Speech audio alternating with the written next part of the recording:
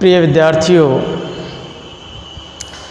Online classes में आपका स्वागत है। Most welcome. प्लीज अटेंशन में। देखो, आज हम एक ऐसा टॉपिक लेंगे, अगर उसको आपने ध्यान से सुना, ध्यान से पढ़ा, तो उस टॉपिक में आप खो जाओगे। उस टॉपिक का नाम है रस। क्या नाम है? रस। और रस तो आप जानते ही हैं, रस सभी को अच्छा लगता होगा। किसी भी चीज़ का, किसी वस्तु का रस हो, वो भी अच्छा लगता है। और काव्य में जब हम पढ़ते हैं, काव्य को जब हम पढ़ते हैं, जब हमें आनंद की अनुभूति होती है, तो उसे भी रस कहते हैं। और ब्रह्म में जब व्यक्ति लीन हो जाता है, तो उसे भी रस कहते हैं। तो आज हम काव्य में पढ़ने से जो आनंद की अनुभूति होती है, उस रस को हम पढ़ाएंगे। तो देखो बच्चों, सबसे पहले मैं आपको बता देता हूं कि रस क्या है। सुनो, देखो, रस का सामान्य जो अर्थ होता है, उसका अर्थ होता है क्या? आनंद। आनंद।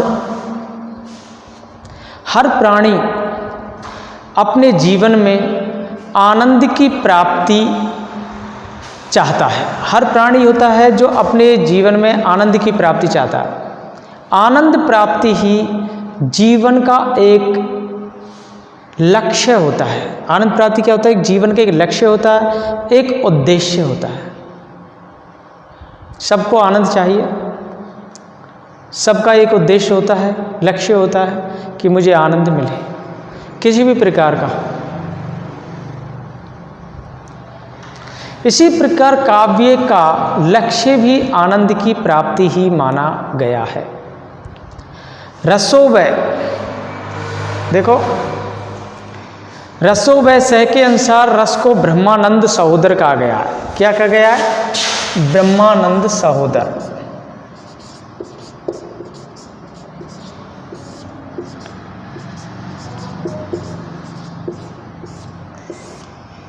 ये शब्द आया है ब्रह्मानंद सहोदर। तो ये जो ब्रह्मानंद सहोदर है, इसका मतलब क्या है? देखो, ब्रह्म कहते हैं ईश्वर को, तो इसकी आप संधि करोगे तो ब्रह्म प्लस आनंद, ब्रह्म प्लस आनंद।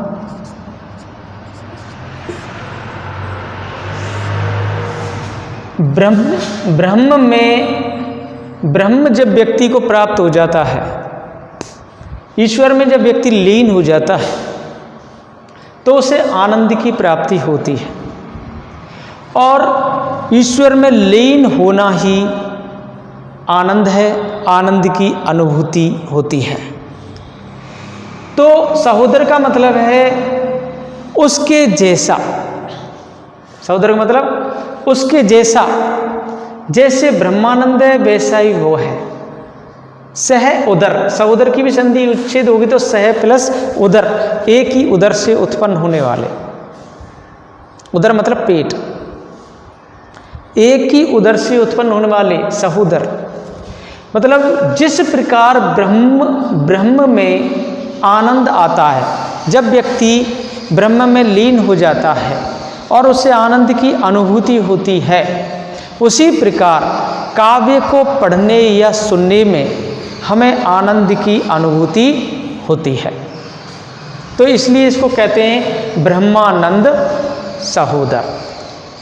तो देखो, काव्य में रस को प्राण या आत्मा स्वरूप मानकर उसे सर्वोच्च स्थान प्रदान किया गया है। काव्य में रस को क्या माना है? प्राण या आत्मा। काव्य का जो प्राण है, काव्य की जो आत्मा है, वो किसे कहते हैं? रस को। रस को काव्य की आत्मा कहा जाता है। तो देखो अब आप समझ गए कि काव्य की आत्मा कौन सी होती है? रस। कोई अगर पूछता है आपसे काव्य की आत्मा किसे कहते हैं, तो रस को कहा जाता है। अब सुनो, आचार्य भरत मुनि को रस संप्रदाय का मूल प्रवर्तक माना जाता है। रस संप्रदाय का मूल प्रवर्तक किसे कहते हैं? ये रस है। इस संप्रदाय का जो मूल प्रवर्तक होता है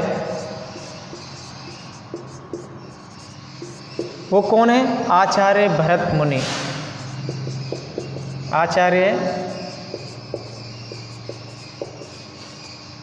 भरत मुनि। रस संप्रदाय का मूल प्रवर्तक आचार्य भरत मुनि है, क्योंकि रस की रस का जो प्रवर्तन किया था आचार्य भरत मुनि ने ही किया था। उन्होंने अपने ग्रंथ नाट्यशास्त्र, अच्छा, आचार्य भरत मुनि का जो ग्रंथ था उसका क्या नाम था? नाट्यशास्त्र। ये उनके ग्रंथ का नाम है। आचार्य भरत मुनि का ग्रंथ कौन सा है? नाट्यशास्त्र। ये जो लिखा हुआ है आचार्य भरत मुनि के ग्रंथ का क्या नाम है? नाट्यशास्त्र। आचार्य भरत मुनि का जो ग्रंथ है नाट्यशास्त्र, उस नाट्यशास्त्र में नाटक के मूल तत्वों का विवेचन करते हुए रस का विवेचन किया गया है। उस नाट्यशास्त्र में नाटक के मूल तत्वों का तो विवेचन किया ही है, उसमें रस का विवेचन भी किया है। किसने? भरत मुनि ने। वे रस को नाटक का प्राण मानते हैं, अर्थात नाटक की आत्मा। कौन मानते हैं? आचार्य भरत मुनि। अब देखो, मैं आपको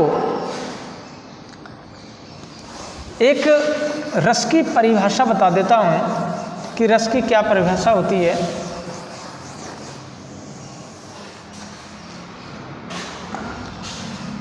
रस की परिभाषा देखो, काव्य किसे कहते हैं? पहले देखो, काव्य का मतलब क्या होता है? काव्य होता है कविता, कथा, उपन्यास, नाटक आदि जो विधाएं होती हैं वे काव्य कहलाते हैं। आप समझ गए? काव्य क्या है? काव्य किसे कहते हैं? कविता, कथा, उपन्यास, नाटक, ये जो विधाएं हैं ये क्या कहलाती है? काव्य है। तो सुनो, काव्य के पढ़ने, सुनने अथवा उसका अभिनय देखने से जो आनंद आता है उसे रस कहते हैं। काव्य के पढ़ने, सुनने, देखने से तथा अभिनय देखने से जो आनंद आता है, आनंद की अनुभूति होती है, जो आनंद आता है या आनंद की अनुभूति होती है उसे क्या कहते हैं? रस। तो ये है रस की परिभाषा। समझ गए? अब मैं आपसे पूछता, अब एक चीज़ है रस सूत्र। रस सूत्र बता देता हूँ, रस सूत्र क्या है।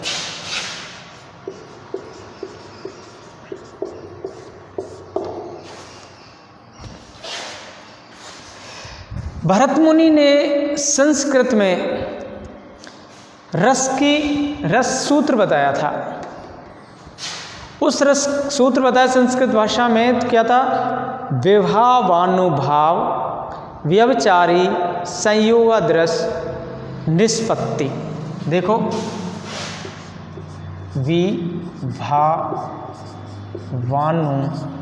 विभावानुभाव, व्यभिचारी,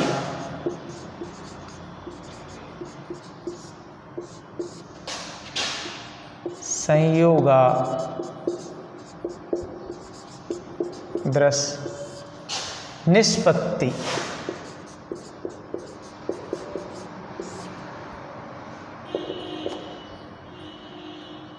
ये रस सूत्र है। कौन सा? विभावानुभाव, व्यभिचारी, संयोगादृश, निष्पत्ति।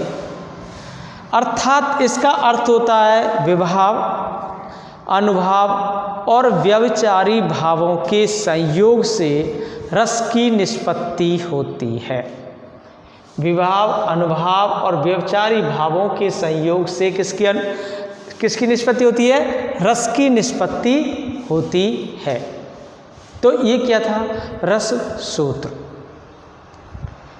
स्पष्ट है कि भरत मुनि ने यहाँ रस की परिभाषा नहीं दी है, अपितु रस निष्पत्ति की प्रक्रिया का उल्लेख भी किया है। रस निष्पत्ति की जो प्रक्रिया है उसका उल्लेख भी किया है। कैसे? रस निष्पत्ति की प्रक्रिया का उसने उल्लेख किया है। अब यहाँ तक आपको समझ में आ गया। अब हम देखते हैं रस का स्वरूप। ये आपने रस का सूत्र समझ लिया। अब देखते हैं रस का स्वरूप।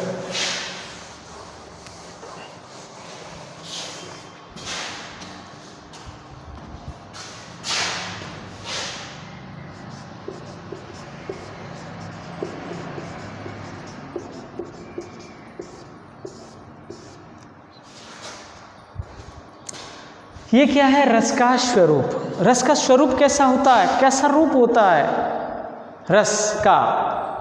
रस कैसा होता है? उसका रूप रंग क्या है? जिस प्रकार आदमी का, मनुष्य का स्वरूप कैसा होता है, उसका व्यवहार कैसा होता है, उसकी भावनाएं कैसी होती हैं, उसका रूप रंग कैसा होता है, तो ये कहलाता है रस का स्वरूप। उसी प्रकार रस का भी ऐसा ही स्वरूप होता है। तो देखो, भरत मुनि ने ही सर्वप्रथम रस के स्वरूप पर विचार किया। वे स्वयं ही प्रश्न उठाते हैं कि रस इति कह पदार्थ, रस इति कह पदार्थ, रस इति कह पदार्थ। ये उन्होंने संस्कृत में कहा था। क्या? रस इति कह पदार्थ। इसका मतलब होता है रस क्या पदार्थ है। इसका मतलब क्या है? रस क्या पदार्थ है। फिर स्वयं ही इस प्रश्न का उत्तर देते हुए वे कहते हैं कि रस आस्वाद्यत्वात् है। क्या है? आस्वाद्यत्वात्, आस्वाद्यत्वात्।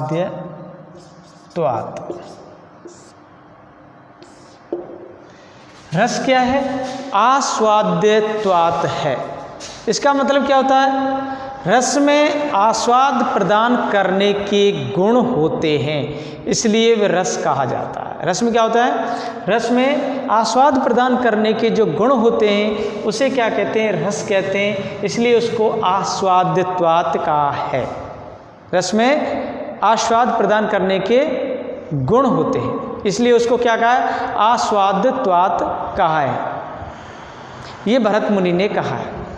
अब देखो, इस प्रकार भरत मुनि के अनुसार रस नाटक का वह तत्व होता है जो कि सहृदय को आस्वाद प्रदान करता है और जिसके आस्वाद से वह हर्षित हो उठता है। रस क्या होता है? रस नाटक का एक तत्व होता है। क्या होता है?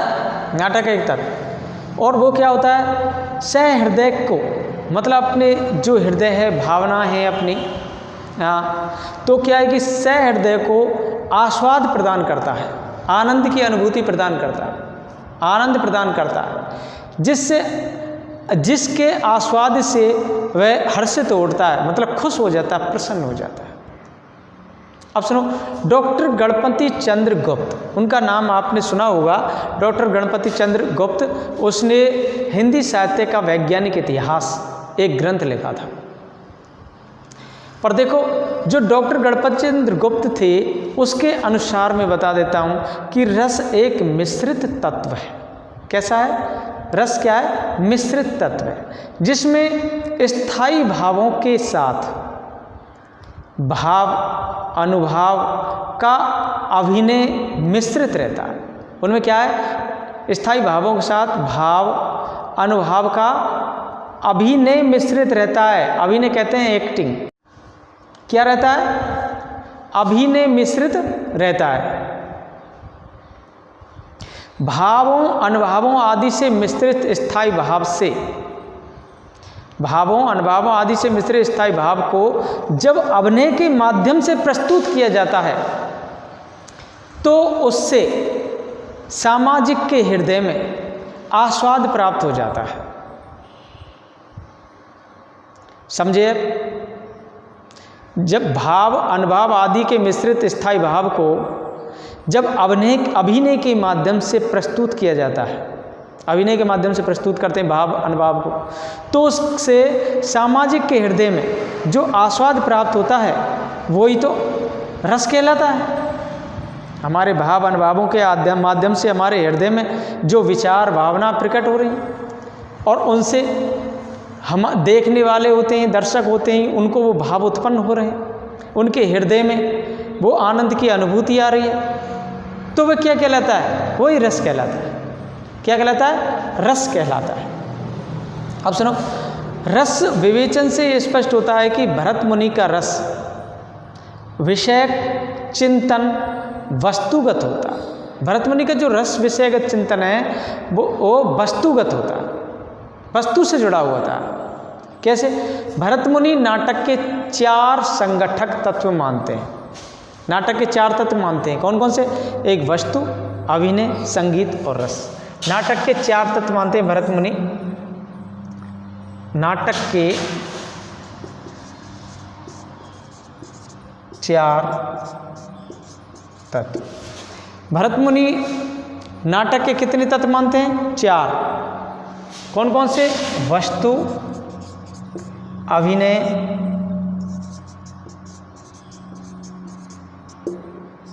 संगीत और रस। ये 4 तत्व मानते हैं। नाटक के 4 तत्व कौन मानते हैं? भरत मुनि। कौन कौन से? वस्तु, अभिनय, संगीत और रस। जो ये प्रथम 3 तत्व हैं, प्रथम जो 3 तत्व हैं, उन 3 तत्वों को वे रसाश्रित मानते हैं। रसाश्रित का मतलब होता है ये तीनों तत्व रस पर आश्रित होते हैं। किस पर होते हैं? रस पर आश्रित होता है। अर्थात इन तीनों तत्वों की जो योजना होती है वो रसानुरूप होती है, रस के अनुसार होती है।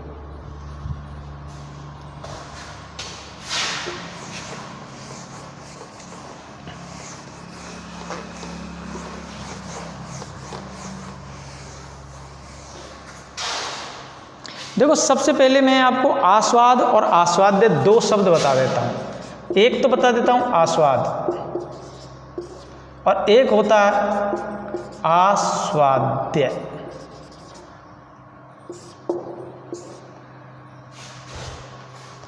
आस्वाद और आस्वाद्य।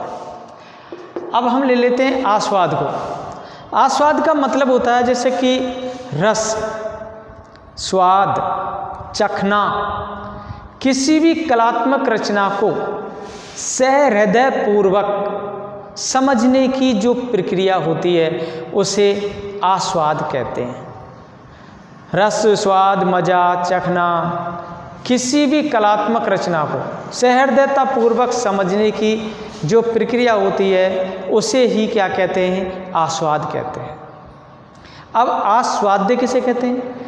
जो स्वाद लेने योग्य हो, मज़ेदार हो, रस में आस्वाद प्रदान करने के गुण हो, वो आस्वाद्य कहलाता है। उसमें तो प्रक्रिया होती है, सहृदयतापूर्वक समझने की प्रक्रिया होती है आस्वाद में, और इसमें गुण अंतर्निहित होते हैं। इसमें क्या है? उसके गुण अंतर्निहित होते हैं। जो स्वाद लेने की योग्य हो या फिर मज़ेदार हो, रस में आनंद प्रदान करने के जो गुण हो वे आस्वाद्य कहलाते हैं। तो देखो, अब आस्वाद और आस्वाद्य आप समझ चुके हैं। देखो, अब भरत मुनि के अनुसार भरत मुनि क्या कहते हैं? जिस प्रकार नाना प्रकार के व्यंजनों, नाना प्रकार मतलब अनेक प्रकार के व्यंजनों, औषधियों एवं द्रव्य पदार्थों के मिश्रण से भोज्य रस की निष्पत्ति होती है, भोज्य रस की निष्पत्ति होती है, उसी प्रकार नाना प्रकार के भावों के संयोग से स्थायी भाव भी नाट्य रस को प्राप्त हो जाते हैं। समझ गया? अब इनसे हम निष्कर्ष निकालते हैं कि निष्कर्ष क्या है। निष्कर्ष निकालते हैं इनसे, जो हमने जो अब तक पढ़ा है उसका निष्कर्ष क्या है। देखो,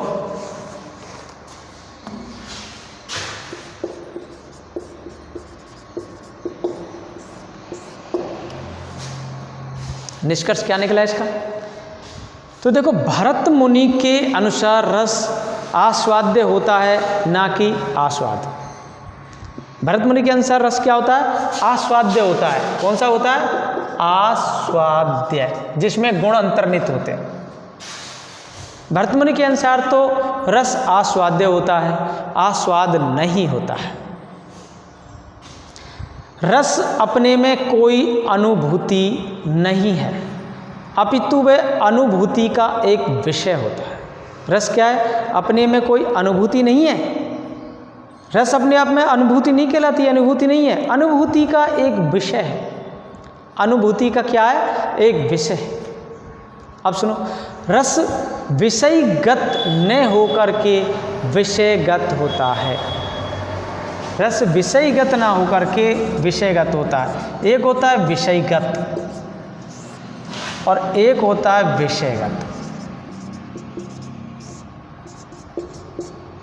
ये दो शब्द हैं, विषयगत और विषयगत। तो भरत मुनि ने क्या माना? रस विषयगत माना है। नहीं, सॉरी, भरत मुनि ने रस को तो विषयगत नहीं माना है, रस को विषयगत माना है। कैसे? रस विषयगत का मतलब होता है रस के अनुसार विषय, रस के अनुसार विषय। विषयगत का मतलब तो होता है रस के अनुसार विषय, और विषयगत का मतलब होता है विषय के अनुसार रस। विषय के अनुसार रस। विषयगत में समझ गए आप लोग? विषयगत का मतलब क्या है? रस के अनुसार विषय होता है कोई, और विषयगत विषय के अनुसार रस होता है। दोनों में अंतर है, विषयगत और विषयगत।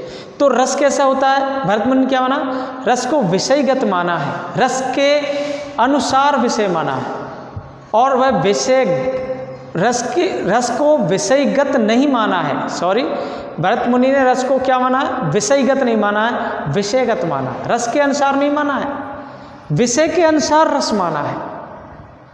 तो इसलिए भरत मुनि ने क्या माना है? विषयगत माना है रस को। अब सुनो, स्थायी भाव ही विभाव आदि के, जो स्थायी भाव होते हैं, स्थायी भाव विभाव आदि के संयोग से रस रूप में परिणत हो जाते हैं। जो उसके स्थायी भाव होते हैं वे विभाव आदि के संयोग से रस रूप में परिणत हो जाते हैं। समझे? सुनो, रस का जो मूल आधार होता है, रस का मूल आधार स्थायी भाव होता है। रस का मूल आधार क्या होता है? स्थायी भाव। जो रस नहीं है, क्या रस नहीं है? रस का मूल आधार स्थायी भाव होता है, जो रस नहीं है, किंतु यही विभाव आदि के संयोग से रस रूप में बदल जाता है। यह है जो विभाव आदि के संयोग से रस रूप में बदल जाएगा। रस का जो मूल आधार है वो स्थायी भाव है, जो रस नहीं है, किंतु विभाव आदि के संयोग से मूल रूप में बदल जाएगा। विभाव आदि के संयोग से रस रूप में बदल जाता है। समझ गया? देखो, जिसका स्थायी भाव रस रूप में बदलता है, जिसका स्थायी भाव रस रूप में बदलता है, सहृदय का, कवि का या नायक का। इस प्रश्न का उत्तर देते हुए वे कहते हैं कि नायक कहते हैं अभिनेता को। नायक का जो स्थायी भाव है, नायक का स्थायी भाव ही रस रूप में बदलता रहता है। नायक का जो स्थायी भाव है उसके अंदर, वो किस में बदलता है? रस रूप में बदलता रहता है, जो उस समय लोक सामान्य का प्रतिनिधित्व करता है। उस समय वह किसका प्रतिनिधित्व करता है? लोक सामान्य का प्रतिनिधित्व करता है। सहृदय होता है, सहृदय वह रस का आस्वाद हर्ष आदि के रूप में करता है। सहृदय होता है वो रस का आस्वाद किस में करता है? हर्ष आदि के रूप में करता है। हर्ष मतलब खुशी, प्रसन्नता। भरत मुनि रस की जो व्याख्या है वो विषयगत रूप में करते हैं, ना कि विषयगत रूप में। भरत मुनि किस में करते हैं? विषयगत रूप में करते हैं। ना कि विषयगत रूप में करते हैं। तो ये था रस का स्वरूप।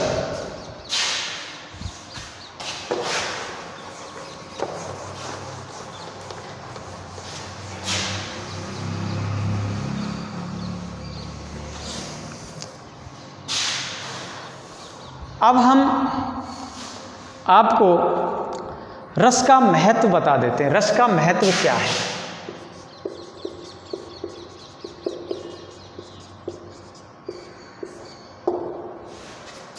रस का महत्व देखो, रस को काव्य की आत्मा या प्राण तत्व माना जाता है। ये मैं पहले ही बता चुका हूँ। किसने बताया था? भरत मुनि ने। रस को काव्य की आत्मा या प्राण तत्व माना जाता है। रसहीन काव्य निर्जीव होता है। रसहीन काव्य कैसा होता है? निर्जीव। उसमें कोई क्रिया प्रतिक्रिया नहीं होती है, वो निष्क्रिय होता है। जिसमें रस नहीं है उस काव्य में। रसहीन काव्य निर्जीव होता है, तो रस के बिना काव्य का अस्तित्व ही नहीं होता है। जैसे प्राण के अभाव में शरीर व्यर्थ है। अगर हमारे शरीर में प्राण नहीं है, आत्मा नहीं है, तो हमारा शरीर किस काम का? डेड बॉडी, कुछ नहीं, मृत शरीर है ये, तो किसी काम का नहीं है। उसी प्रकार अगर काव्य में रस नहीं है तो वो भी एक काव्य नीरस कहलाएगा, नीरस कहलाएगा और वो व्यर्थ कहलाएगा। इसी प्रकार रस के अभाव में भी कोई रचना काव्यत्व से रहित है, रहित हो जाती है, तो वह काव्य श्रेष्ठ, वह काव्य में आनंद की अनुभूति नहीं होगी। वही पाठक या श्रोता को आनंद मग्न करके भाव समाधि में पहुंचा देता है। देखो रस क्या होता है? पाठक या श्रोता को आनंद मग्न करके और भाव समाधि में पहुंचाता, अपनी भावनाओं में लीन कर देता है। जब पाठक पढ़ता है या सुनता है, देखता है, पाठक हो, श्रोता हो, कोई भी हो सकता है। जब हम किसी काव्य में पढ़ते हैं, सुनते हैं, देखते हैं और उसमें आनंद की अनुभूति हो जाती है, तो हम ऐसे समझो जैसे कि भाव समाधि में पहुंच चुके। तो रस को काव्य में सर्वाधिक महत्वपूर्ण तत्व माना जा सकता है। रस को क्या महत्वपूर्ण तत्व माना जा सकता है? ये काव्य के अंतर्गत तत्व है। ये काव्य का अंतरंग तत्व है, बहिरंग तत्व नहीं है। अंतरंग तत्व मतलब अंदर से, बहिरंग बाहर से। ये काव्य का अंतरंग तत्व है, भावनाओं से है, भावनाओं से जुड़ा हुआ है, तो ये बहिरंग तत्व नहीं है। अतः अलंकार आदि की भांति ये काव्य की शोभा नहीं बढ़ाता है। ये अलंकार जो काव्य की शोभा बढ़ाते हैं, इस प्रकार ये काव्य की शोभा नहीं बढ़ाता है, अपितु शोभा उत्पन्न करता है। काव्य की शोभा नहीं बढ़ाता है, क्या करता है? शोभा उत्पन्न करता है। काव्य के अन्य सभी तत्व रस के ही उपादान होते हैं। काव्य के जो और भी अन्य तत्व हैं वे सब रस के उपादान होते हैं। अतः निर्विवाद रूप में रस ही काव्य का सर्वप्रमुख तत्व होता है। हम निर्विवाद रूप से कह सकते हैं कि काव्य का जो सर्वप्रमुख तत्व है वो कौन सा होता है? रस होता है। सुनो, इसकी विश्वनाथ ने क्या विशेषताएं बताई हैं, मैं इसको भी समझा देता हूँ। आचार्य विश्वनाथ एक काव्य शास्त्री हुए थे, उन्होंने रस के विषय में क्या कहा था? सुनो, रस आस्वाद रूप है, आस्वाद्य नहीं। विश्वनाथ, सुनो, आचार्य विश्वनाथ, इसने रस को आस्वाद माना है। और आचार्य भरत मुनि, इसने रस को आस्वाद्य माना है। इन दोनों का तो मैंने अंतर बता ही दिया था, आस्वाद और आस्वाद्य। पर देखो, भरत मुनि ने तो रस को आस्वाद्य माना है। आस्वाद्य मतलब उसमें अंतर्निहित गुण होते हैं उसके अंदर, रस में। और जो विश्वनाथ है, विश्वनाथ ने रस को आस्वाद माना है। आस्वाद मतलब एक स्वाद की एक प्रक्रिया होती है, उसमें क्या होती है? प्रक्रिया होती है। मैंने आस्वाद और आस्वाद्य का बता दिया था। इसमें तो अंतर्निहित गुण होते हैं, इसमें एक प्रक्रिया होती है स्वाद की, स्वाद लेने की। तो ये इसमें अंतर है। विश्वनाथ ने क्या माना है? आस्वाद माना, और भरतमुनि ने आस्वाद्य माना है रस को। रस की उत्पत्ति सतोगुण के उद्रेक से होती है। रस की उत्पत्ति किससे होती है?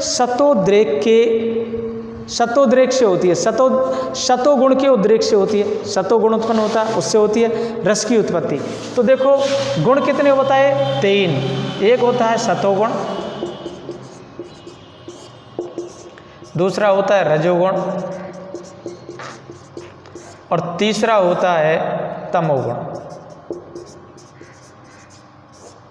तीनों ही सतोगुण जो केवल सत पर व्यक्ति चलता है, जिसमें काम, क्रोध, लोभ, मोह कुछ नहीं होता है, वो सतोगुण होता है।